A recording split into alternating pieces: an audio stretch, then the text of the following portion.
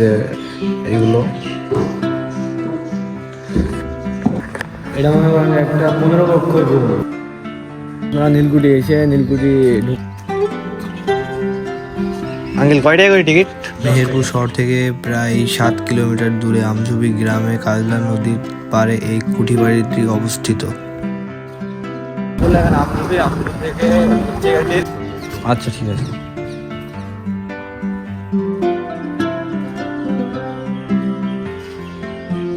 এই যে আমঝুবি নীলকুঠি জাদুঘর, এটা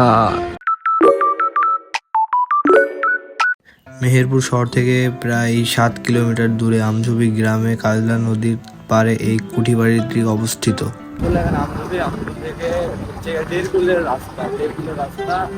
নীলকুঠি সড়ক রাস্তা, এটা সামনে মেহেরপুরের আমঝুবি নীলকুঠি ব্রিটিশ আমলের নীল চাষ ও শোষণের এক ঐতিহাসিক নিদর্শন, যা আনুমানিক 1800 থেকে 1815 সালের দিকে কাজলা নদীর তীরে স্থাপিত হয়।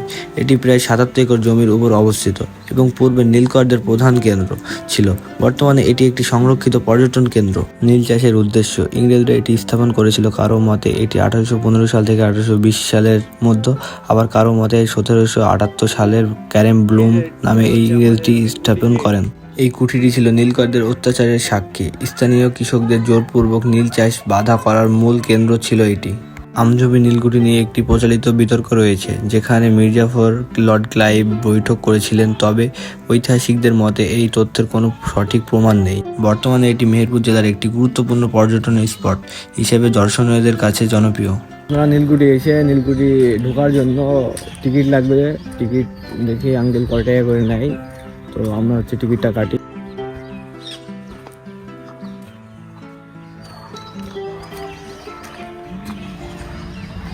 আঙ্কেল কয় টাকা করে টিকিট? 10 টাকা। দেন কয়টা? 3টা দেন।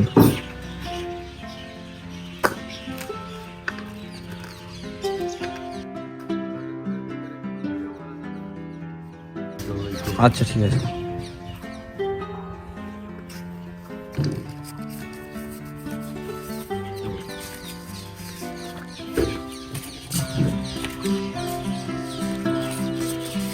আমরা 3 জনে এসেছি, ওই জন্য আমরা 3টা টিকিট কেটেছি।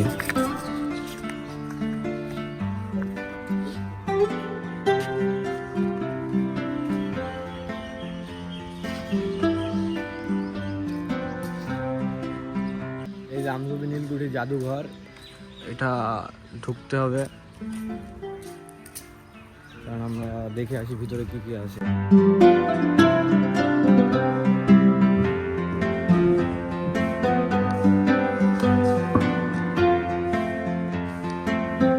এটা মনে করেন একটা 15 কক্ষ রুম, সব মিলিয়ে 15 কক্ষ এখানে নীলকুঠি।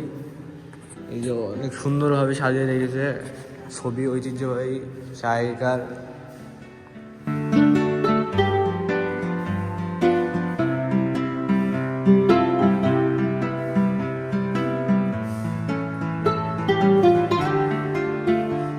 অনেক সুন্দর রুমগুলো।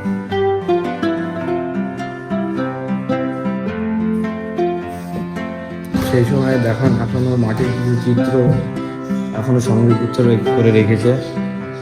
এই যে এইগুলো